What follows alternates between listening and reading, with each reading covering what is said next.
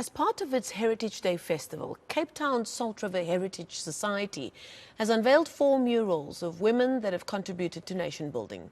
Veteran journalist Karima Brown, unionist Khadija Isaacs, political activist Zureya Abbas, and celebrated poet Gladys Thomas all grew up in the area. And the society says such events are meant to remind locals about the importance of documenting history. Residents and family members of the honoured women have welcomed the recognition of their loved ones.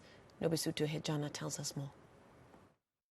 The faces of these 4 women will soon be painted across the walls of Salt River. They grew up in the area during the apartheid regime and are being recognized by the Salt River Heritage Society for their contribution to not only uplifting the community but the country as well. We feel that it's important that the youth, they must look at local people in the communities that left a legacy behind that's important in building a better future and fighting the problems in our area. Yes. Friends and family members of those honored say they appreciate the recognition. As a family, I think we're extremely honored that she's been recognized for her contributions. She spent her entire life fighting for the rights of those. And at the time, nobody could appreciate it. They were unknown. They never got any acclaim for it because the apartheid government didn't recognize them. And even so, for now that we are back in normal freedom and it's been 25 years, it's great that they are still doing things like this and still recognizing the people. Of course, the contribution that Zureya made in struggle came via the rising tide of resistance of the time. And she was just one of many. But an important one for me because at the time there was a growing interest. Look, the struggle threw up an interest in just about everything that people need. Food, culture, safety, love, care. All of those things became important.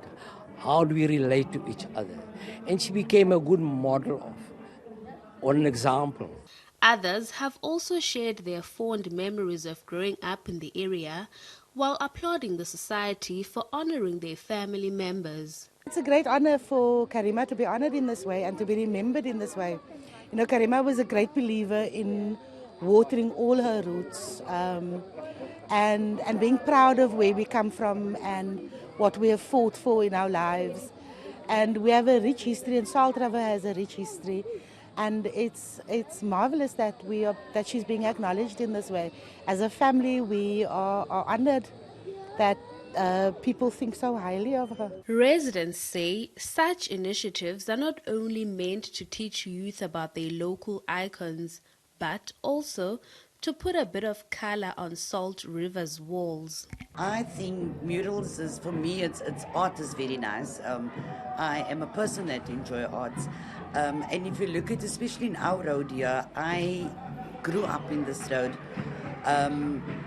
If you look at, once there is clear walls or clear space, we're living in a society where people will spray ugly graffiti on the walls and ugly slogans and stuff. And it devalues the whole perspective of other people coming into the area. The Salt River Society says events to honour local heroes will continue. Nobesuthu Hejana in Cape Town.